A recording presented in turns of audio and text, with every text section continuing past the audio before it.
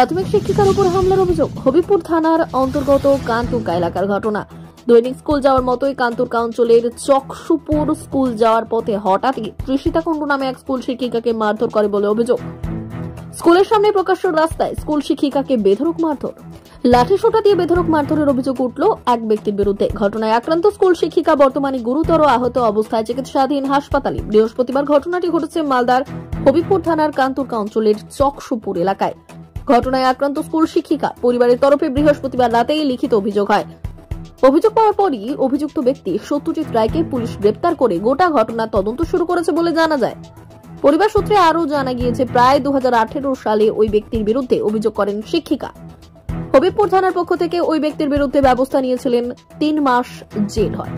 আবারও বৃহস্পতিবার হামলা করে ওই শিক্ষিকার উপর। সত্যজিৎ রায়ের বিরুদ্ধে অভিযোগ, ওই শিক্ষিকা স্কুলে ঢোকার মুখেই অভিযুক্ত ব্যক্তি স্কুলের গেটে ঢোকার মুখে শিক্ষিকাকে জুতো ফেলে দিয়ে বলেন জুতো পরিয়ে দিতে। সেই কথা অস্বীকার করতে ওই শিক্ষিকার উপর মারধর শুরু করে। এই ঘটনা দেখতে পেয়ে ছুটে আসে মিড ডে মিলের রাঁধুনি ও অন্যান্য শিক্ষক শিক্ষিকারা। তড়িঘড়ি ওই শিক্ষিকাকে উদ্ধার করে প্রথমে বুলবুলচন্ডী গ্রামীণ হাসপাতালে নিয়ে আসে। সেখান থেকে চিকিৎসকেরা হাত ভেঙে যাওয়ায় তাকে মালদা মেডিকেল কলেজ হাসপাতালে পাঠানো হয়। পরিবারের লোকেরা সেখান থেকে একটি বেসরকারি হাসপাতালে চিকিৎসার জন্য নিয়ে যায়। বর্তমানে সেখানে তার চিকিৎসা চলছে। প্রশাসনের কাছে পরিবারের লোকের অভিযুক্তকে শাস্তির দাবি জানিয়েছে।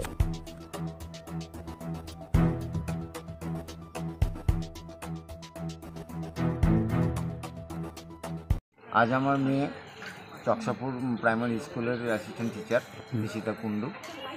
কোন স্কুল ওটা? Chaksapur primary school.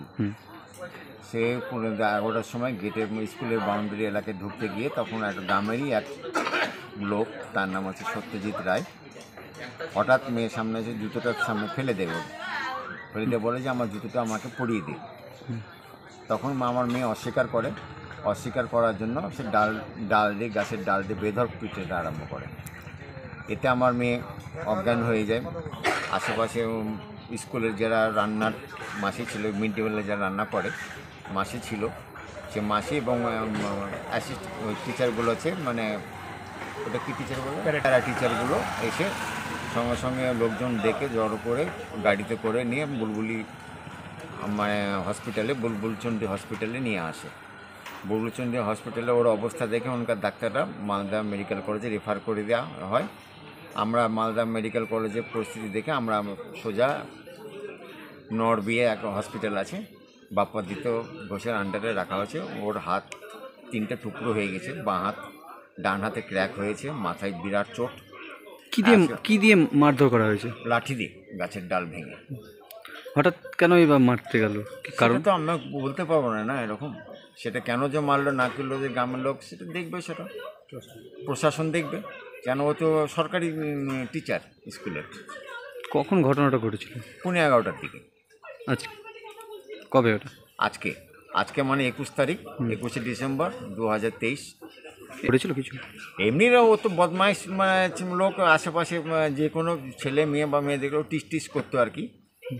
তো যে রাস্তাতে যেত সেই রাস্তাতে মেয়ে এখন যায় না, অন্য রাস্তাতে স্কুল যায় মেয়ে। এর আগে কি অভিযোগ করা হয়েছিল? একবার আগে অভিযোগ করা হয়েছিল 18 সালে। অভিযোগ করার পর এখানকার থানা ওকে নিয়ে যে 90 দিন বোধহয় হাজতে রেখেছিল। হঠাৎ আবার শুরু এইরকম মারধর করার কারণ কি? হঠাৎ এরকম করা। আপনারা কি চাইছেন এখন?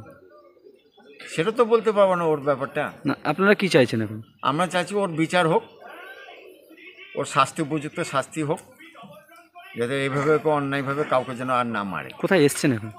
এখন আমি আছি হবিপুর থানাতে লিখিত অভিযোগ জমা দিতে। আপনার নাম ও পরিচয়? আমার নাম মৃদুল কুণ্ডু, মালদাতে বাড়ি, বিএস রোডে বাড়ি। আপনার কে ওটা? আমার মেয়ে।